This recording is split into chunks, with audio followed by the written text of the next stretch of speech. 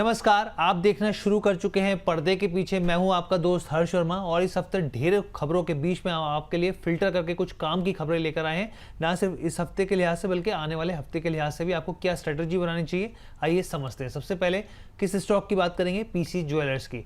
आप ये देखिए, शेयरों में 10% की तेजी देखने को मिली और ये जो उछाल आया किस बिना पर आया? ये आया क्वार्टर 4 के मजबूत नतीजों के आधार पर, जिसमें आय और बैलेंस शीट में काफी हद तक सुधार देखने को मिला, जिससे निवेशकों का जो भरोसा है वो बढ़ता हुआ दिख रहा है। कंपनी का कंसोलिडेटेड नेट प्रॉफिट अगर आप देखेंगे तो 61% बढ़कर 152 करोड़ करीब 153 करोड़ पे पहुंच गया, जबकि पिछले साल सिर्फ 94 करोड़ के आसपास था। कुल आय जो है वो बढ़कर 946 करोड़ हो गई, जबकि पिछले साल 700 करोड़ थी। अब आइए समझते हैं इसके पीछे के कारण क्या है। यहाँ पर तो देखिए कारण क्या है। कंपनी के मैनेजिंग डायरेक्टर जो बलराम गर्ग हैं, उनका साफ तौर पे कहना है कि FY26 जो है वो कंपनी की रिकवरी का लिए काफ़ी अहम साल रहा है। बैंकों के साथ सेटलमेंट के बाद कंपनी ने अपना 90% से ज़्यादा कर्ज जो है वो कम कर लिया। देखिए, कंपनी अगर कर्ज को कम करेगी तो ये काफ़ी बड़ी चीज़ हो जाती है। इस लिहाज से कंपनी अब धीरे धीरे डेट फ्री बनने की दिशा में आगे बढ़ रही है। डेट फ्री होते ही कंपनी जो है वो आक्रामक एक्सपेंशन की तरफ फोकस करेगी, यानी कि विस्तार करती हुई दिखेगी। अगले 12 से 18 महीनों में 100 फ्रेंचाइजी स्टोर खोलने का लक्ष्य लेकर चल रही है। बड़े अगर आप फॉर्मेट में देखेंगे यहाँ पे फ्रेंचाइजी शोरूम के लिहाज से तो एक संभावित पार्टनरशिप भी आपको देखने को मिल सकती है। कंपनी की चाल को अगर आप देखेंगे तो एक महीने में 5%, लेकिन अगर आप ईयर टू डेट देखेंगे 2026 में अब तक तो शेयर करीब 7-7.5% चल चुका है, जबकि बाजार जो है वो दबाव में रहा है। तो ये हो गया पहला शेयर और रिजल्ट्स के बिना पर भागता हुआ दिखा है। चलिए एक और बड़ी खबर की बात करते हैं। इंपॉर्टेंट खबर है यहाँ पर, आपको इसका असर जो है वो आने वाले महीने में देखने को मिलेगा। बड़ी खबर है यहाँ पर। अनिल अग्रवाल ने एक बड़ा ऐलान किया है यहाँ पर। उन्होंने क्या कहा है? उन्होंने कहा है वेदांता ग्रुप की जो डीमर्जर प्रक्रिया है उसके तहत 4 कंपनियां जो है वो अगले महीने के अंदर जो है शेयर बाजार में लिस्ट हो जाएंगी। डीमर्जर के बाद ग्रुप की पहली कंपनी वेदांता एल्यूमिनियम होगी। अनिल अग्रवाल ने बताया कि कंपनी फिलहाल सालाना 30 लाख टन एल्यूमिनियम उत्पादन कर रही है और अगले 3 सालों में इसको बढ़ाकर 60 लाख टन करने का लक्ष्य रखा जा रहा है। उनका दावा है कि इसके बाद ये दुनिया की सबसे बड़ी निजी सेक्टर की एल्यूमिनियम कंपनी बन जाएगी। डीमर्जर के तहत दूसरी कंपनी जो है वो ऑयल एंड गैस बिजनेस की होगी। यहाँ पर वेदांता अगले 3 से लेकर 5 सालों में $5 अरब का निवेश इसमें करेगी, जिससे प्रोडक्शन क्षमता को बढ़ाकर 5 लाख बैरल प्रतिदिन तक पहुंचाया जाएगा। ग्रुप के पास यहाँ पर आप ये समझिए कि टाइट ऑयल जो होता है या शैल गैस या फिर शैलो वाटर या डीप वाटर या फिर पूर्वोत्तर भारत है उसमें कई हाइड्रोकार्बन जो एसिड्स हैं वो कंपनी के पास मौजूद हैं। तीसरी कंपनी जो है वो पावर बिजनेस की होगी। यहाँ पे फिलहाल ये कंपनी 4000 मेगावाट बिजली उत्पादन कर रही है, जिसे बढ़ाकर 20,000 मेगावाट करने का लक्ष्य रखा जा रहा है। वहीं चौथी कंपनी आयरन और स्टील बिजनेस पर केंद्रित होगी। वेदांता ग्रुप फिलहाल करीब 40 लाख टन स्टील उत्पादन कर रहा है, जिसमें मुख्य प्लांट से 30 लाख टन और गोवा यूनिट से 10 लाख टन उत्पादन यहाँ पर शामिल है। डीमर्जर के बाद बची हुई जो वेदांता लिमिटेड है, कंपनी के पास जिंक और क्रिटिकल मेटल्स बिजनेस रहेगा। इसमें हिंदुस्तान जिंक में 65% हिस्सेदारी भी शामिल होगी। तो ये काफ़ी बड़ी खबर है, इसका असर आपको आने वाले समय में देखने को मिलेगा। अब हम लोग बात करते हैं एक और खबर की, और आप ये देखिए ये भी काफ़ी बड़ी खबर है। गुजरात के कैम्बे बेसिन में स्थित एक महत्वपूर्ण तेल और गैस ब्लॉक के मालिकाना हक को लेकर सरकारी कंपनी ONGC और प्राइवेट कंपनी वेदांता के बीच में कानूनी जंग छिड़ चुकी है और ये चल भी रही है। यहाँ पे भारत सरकार ने इस ब्लॉक के कॉन्ट्रैक्ट को आगे बढ़ाने से इनकार करते हुए ONGC को तुरंत इसका टेक ओवर यानी कि नियंत्रण लेने के लिए आदेश दिया था, लेकिन सरकारी आदेश के महीनों बाद भी वेदांता ने इसे ब्लॉक का ऑपरेशनल जो कंट्रोल है वो ONGC को नहीं सौंपा है। मामला अब दिल्ली हाई कोर्ट में है, जहां सुनवाई पूरी हो चुकी है और कोर्ट ने अपना फैसला सुरक्षित रख लिया है। इस ब्लॉक में सरकारी कंपनी ONGC की 50% हिस्सेदारी, वहीं वेदांता के पास 40% हिस्सेदारी है और वहीं इन्हें वेनियर जो पेट्रोलाइन लिमिटेड कंपनी जिसको IPL के नाम से जाना जाता है उसकी हिस्सेदारी जो है वो 10% के आसपास है। सरकार के फैसले के खिलाफ वेदांता ने करीब 22 सितंबर 2025 को दिल्ली हाई कोर्ट में याचिका दायर की थी। कोर्ट ने दोनों पक्षों की यथास्थिति बनाए रखने का आदेश दिया था। 18 मई 2026 को इस मामले की आखिरी सुनवाई पूरी हो चुकी है। यहाँ पर अब फिलहाल दोनों ही कंपनियां जो है वो यहाँ पर ऊर्जा सेक्टर की निगाहें जो है उनकी जो है वो बेसिकली दिल्ली हाई कोर्ट पर टिकी हुई है। जो फैसला निकल कर आएगा उसके ऊपर आगे चल के रिएक्शन देखने को मिलेगा। यहाँ पे काफ़ी इंपॉर्टेंट खबर है, ये फैसला जो है काफ़ी कुछ तय करेगा आने वाले दिनों में। उसके बाद अगली खबर की तरफ बढ़ते हैं। HFCL की बात कर लेते हैं। यहाँ पे 5 दिनों में शेयर 15% तक चढ़ गया, भाव जो है 185 रुपये पर आ गया। अब ये तेजी क्यों आई इसको आप समझ लीजिए। देखिए HFCL को सरकार की रेलटेल जो कॉर्पोरेशन ऑफ इंडिया है वहाँ से एक बड़ा ऑर्डर मिलता हुआ दिखा है, जिससे कंपनी के रक्षा और टेलीकॉम सेगमेंट में मजबूत पकड़ और भी बढ़ती हुई दिख सकती है। ये जो ऑर्डर है करीब 135 करोड़ का है और इसे कम से कम भारत के रेल मंत्रालय के तहत जो है वो दिया गया है। ये contract implementation of secure operation networks के लिहाज से जो है ये काफ़ी इंपॉर्टेंट प्रोजेक्ट हो जाता है, जिसमें भारतीय रक्षा बलों के डेटा सेंटर्स के लिए एनुअल मेंटेनेंस कॉन्ट्रैक्ट एएमसी शामिल है। यहाँ पे ये एएमसी अगले 5 साल तक चलेगा और जनवरी 2031 तक इसकी अवधि जो है वो खत्म होती हुई दिखेगी। HFCL ने बताया कि ये वही प्रोजेक्ट है जिसे कंपनी ने पहले सफलतापूर्वक लागू किया था। इससे पहले कंपनी ने भारतीय रक्षा बलों के लिए सिक्योर OPS नेटवर्क की डिजाइनिंग, सप्लाई, ऑटोमेशन और कमीशनिंग का काम भी पूरा किया था। इस प्रोजेक्ट के तहत कंपनी ने देश भर में एक सेंट्रल डेटा सेंटर और 120 मिनी डेटा सेंटर स्थापित किए थे। ये पूरी प्रणाली एक सुरक्षित रक्षा संचार नेटवर्क के रूप में तैयार की गई थी और जिसमें hardware, software, data centre infrastructure तमाम चीज़ें शामिल है। आगे बढ़ते हैं, एक और बड़ी खबर की बात करते हैं। सरकारी कंपनी कोल इंडिया के ऑफर फॉर सेल की यहाँ पर OFS को इंस्टीट्यूशनल और नॉन रिटेल निवेशकों से ज़बरदस्त रिस्पॉन्स मिला है और इसके बाद अब आप ये समझिए कि इशू रिटेल निवेशकों के लिए ये खुलता हुआ दिखा है। यहाँ पे दीपम के मुताबिक नॉन रिटेल कैटेगरी में OFS को 8.14 गुना यानी कि सोचिए 8 गुना से भी ज़्यादा सब्सक्रिप्शन यहाँ पर देखने को मिला। दीपम ने यह भी बताया कि शेयरों का आवंटन प्राइस जो प्रायोरिटी है, प्रेफरेंस है, उसके आधार पर होता हुआ दिखेगा। मजबूत मांग को देखते हुए सरकार ने पूरा ग्रीन शू ऑप्शन जो है वो इस्तेमाल करने का फैसला किया, जिसके बाद हिस्सेदारी बिक्री का आकार भी बढ़ा दिया गया है। अब रिटेल निवेशकों को और कर्मचारियों के लिए OFS जो है वो खुल चुका है। ऐसे में बड़ा सवाल यहाँ पर यह है कि क्या निवेशकों को कोल इंडिया के OFS में हिस्सा लेना चाहिए या फिर नहीं लेना चाहिए। तो देखिए, कोल इंडिया के OFS पर अविनाश गोरक्षकर का कहना है कि रिटेल निवेशकों को थोड़ा रुकना चाहिए। शेयर ऑलरेडी डिस्काउंट पर मिल रहा है। OFS का सारा पैसा सरकार को ही जा रहा है, ना कि कंपनी को। उन्होंने कहा कि रिटेल निवेशकों को OFS होने के 1 हफ्ते या फिर 10 दिन के बाद निवेश करने की सलाह उन्होंने दी है। निवेश के सेकेंडरी मार्केट से उन्होंने कहा कि एक बेहतर विकल्प खरीद के तौर पर दिख सकता है। अब हम लोग आगे बढ़ते हैं, एक और स्टॉक की बात करते हैं। यहाँ पे टाटा मोटर्स पैसेंजर व्हीकल्स की कंपनी ने Q4 के नतीजों का ऐलान किया, जिसमें मुनाफे में बड़ी गिरावट, लेकिन रेवेन्यू में एक उछाल देखने को मिला, सेल्स में उछाल देखने को मिला। साथ ही कंपनी ने वित्त वर्ष 2025-26 के लिए 4 रुपये प्रति शेयर के फाइनल डिविडेंड का भी ऐलान किया है यहाँ पर।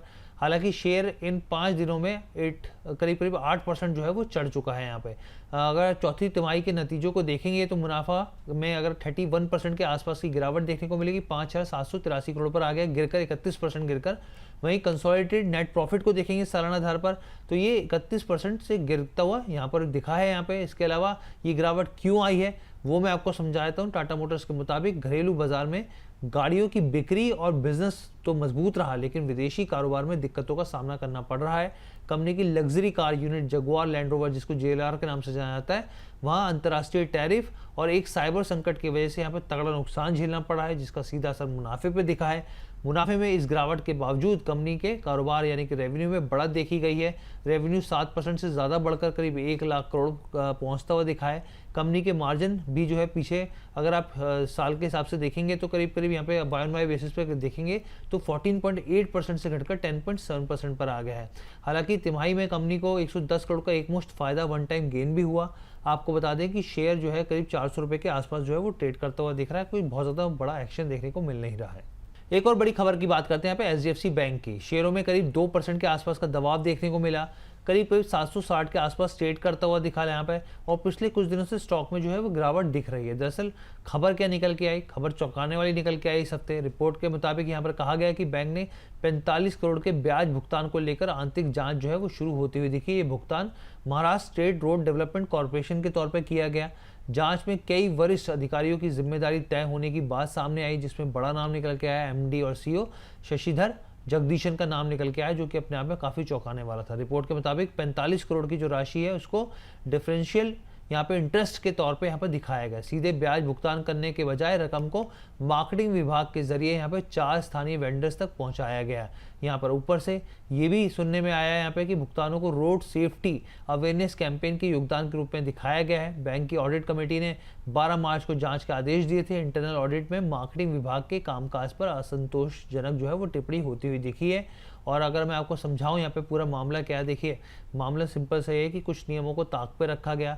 सेविंग अकाउंट जो होता है वो उसके लिए नियम आरबीआई ने तय किए गए हैं। लेकिन जब आप किसी को यहाँ पर नियमों को परे जाकर कुछ चीज़ों की सहूलियत देते हैं तो उसका असर देखने को मिलता है, और वही जो चीज़ है वहाँ पे कॉन्ट्राडिक्टरी होती हुई दिखी और उसका असर देखने को मिला। जो 45 करोड़ जो ब्याज जो चुकाया गया वो बैकएंड चुकाया गया यहाँ पे, और उसका असर यहाँ पर जो है वो देखने को मिल रहा है। वहीं एचडीएफसी बैंक ने इन तमाम मीडिया रिपोर्ट्स को सख्ती से खारिज कर दिया यहाँ पे, जिसमें बैंक के आंतरिक ऑडिट और गवर्नेंस प्रक्रिया में अनियमितताओं के आरोप जो थे उन्होंने कहा है कि ये गलत है। यहाँ पे आपको बता दें कि पूर्व चेयरमैन जो अतनु चक्रवर्ती थे उन्होंने 18 मार्च को अचानक से इस्तीफा दे दिया था। इस्तीफे में उन्होंने बैंक के कुछ कामकाज और प्रथाओं को अपनी नैतिकता और मूल्यों के खिलाफ यहाँ पर बताया था। आगे बढ़ते हैं, यहाँ पे बहुत सारी खबरें आपके काम की, और एक और बड़ी खबर निकल कर आई है यहाँ पे भारत के ऑनलाइन गेमिंग सेक्टर से बड़ी खबर है, और वहाँ पे एक बड़ा झटका लगता हुआ दिखा है।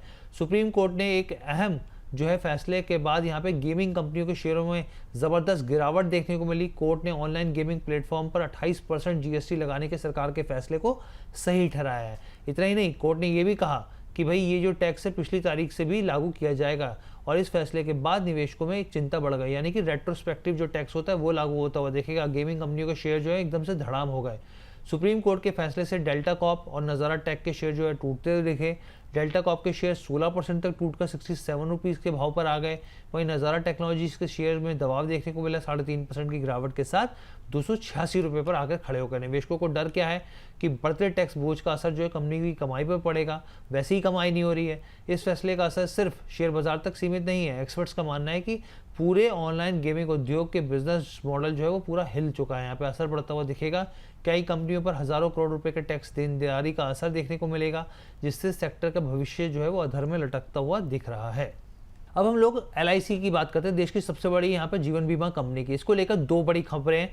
दो बड़ी खबरें क्या है, पहली खबर की बात कर लेते हैं। यहाँ पर देखिए एलआईसी के शेयरों में पिछली क्लोजिंग से 50% तक की गिरावट देखने को मिली। ऐसे में सवाल उठ रहा है कि भाई क्या हो गया, क्या शेयर क्रैश हो गया है? अगर नहीं तो फिर भाव इतना कम नीचे क्यों दिख रहा है यहाँ पे? इसका जवाब जो है वो बोनस इशू है। दरअसल एलआईसी पहली बार बोनस शेयर दे रही है। शेयर होल्डर्स को उनके पास मौजूद हर एक शेयर पर एक नया शेयर बोनस शेयर जो है वो मिलता हुआ दिखेगा।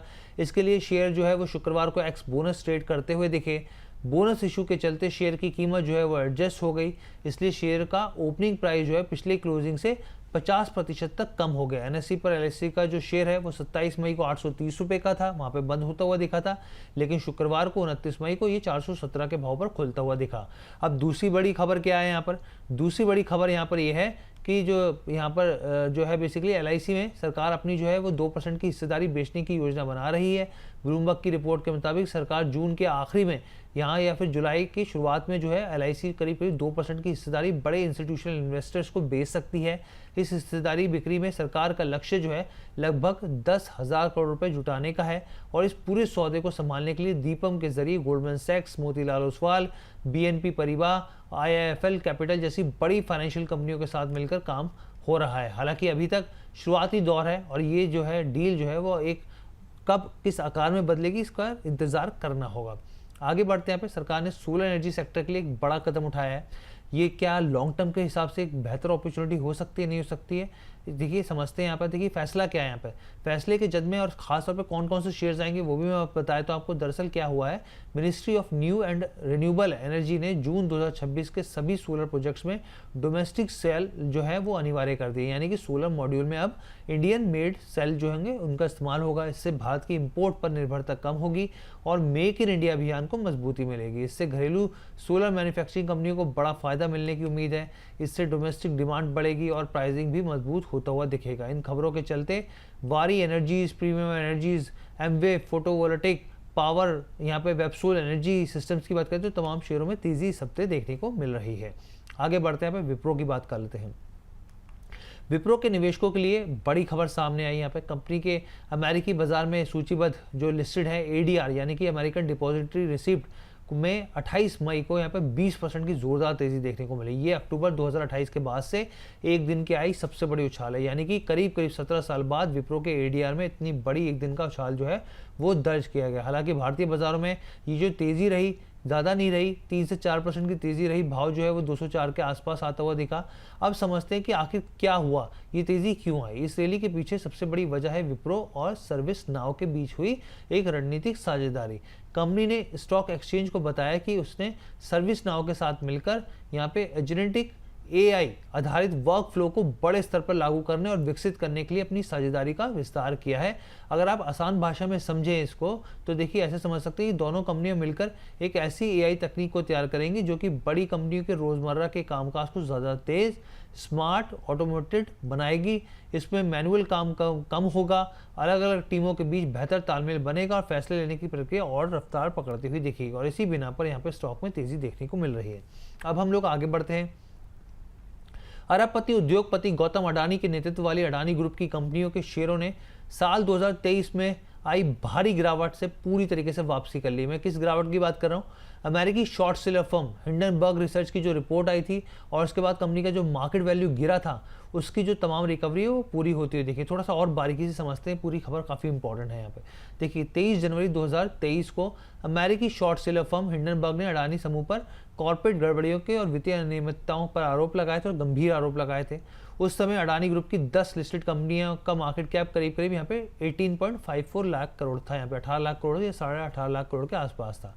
रिपोर्ट सामने आने के बाद बाजार में भारी बिकवाली देखने को मिली। स्टॉक ऐसे क्रैश हुए, ऐसे धड़ाम हुए कि निवेशकों ने दांतों तले उंगलियां दबा ली। एक महीने के अंदर आप ये देखिए कि जो पूरा मार्केट कैप है 18.5 लाख करोड़ से घटकर करीब 6.5 लाख करोड़ के आसपास पहुंचता हुआ देखा। लेकिन अब वापस जो है इतने समय बाद आप देखिए किस तरीके का कमबैक देखने को मिला है। 20 लाख करोड़ का मार्केट कैप जो है पूरी वैल्यू हो गई यहाँ पे, यानी कि 19 लाख करोड़ के भी पार निकल गई है यहाँ पे, यानी कि तमाम जो लॉसेस थे वो रिकवर हो गए हैं।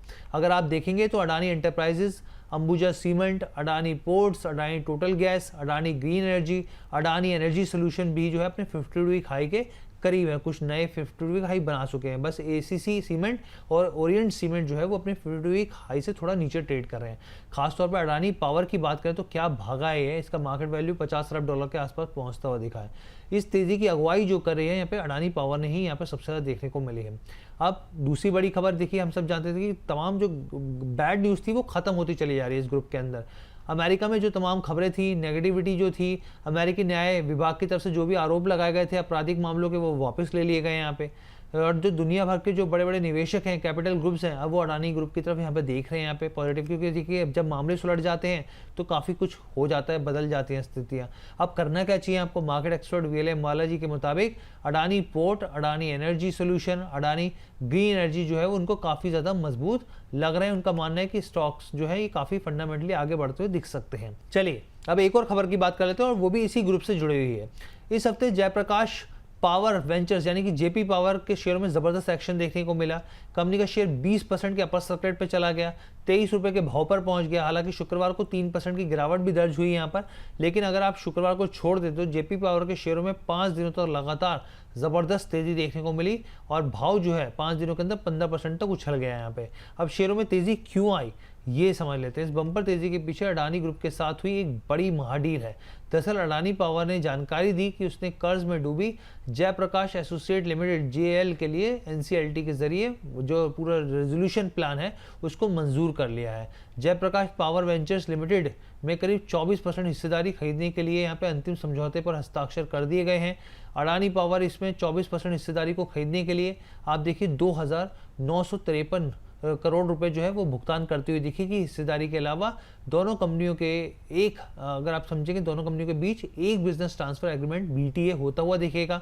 मार्केट एक्सपर्ट वीएलएम माल्या जी का कहना है यहाँ पे कि जेपी पावर में स्पेक्युलेटिव अपॉर्चुनिटी तो है पर एक हाई रिटर्न की गुंजाइश बनती हुई दिख रही है। लंबी अवधि के निवेशक जो हैं वो बिजनेस क्वालिटी और एग्जीक्यूशन विजिबिलिटी को ज़्यादा तवज्जो दे सकते हैं, जबकि जेपी पावर फिलहाल जो है अगर आप देखें तो इवेंट स्टोरी जो है वो ड्रिवन होती हुई दिख रही है। यहाँ पे टारगेट 25 रुपये तक दिया गया, 25 से 30 रुपये तक 3 महीने का नज़रिया है। इन्वेस्टर जो है वो थोड़ा इंतज़ार कर सकते हैं। लॉन्ग टर्म के हिसाब से जो है अगर 1 साल का नज़रिया लेके चले तो 50 से 70 का भाव भी जाता हुआ दिख सकता है, लेकिन अभी फिलहाल के लिए यहाँ पर थोड़ा ठंडा रिस्पांस देखने को मिल सकता है। तो ये ओवरऑल शो था। यहाँ पर उम्मीद करते हैं आपको पसंद आया होगा। कुछ कमी पेशी रह गई हो तो माफ़ कीजिए और बताइए, कमेंट भेजिए हमें ताकि हम उसको सुधार ला सकें। मुझे इजाज़त दीजिए, बहुत बहुत धन्यवाद। Happy weekend.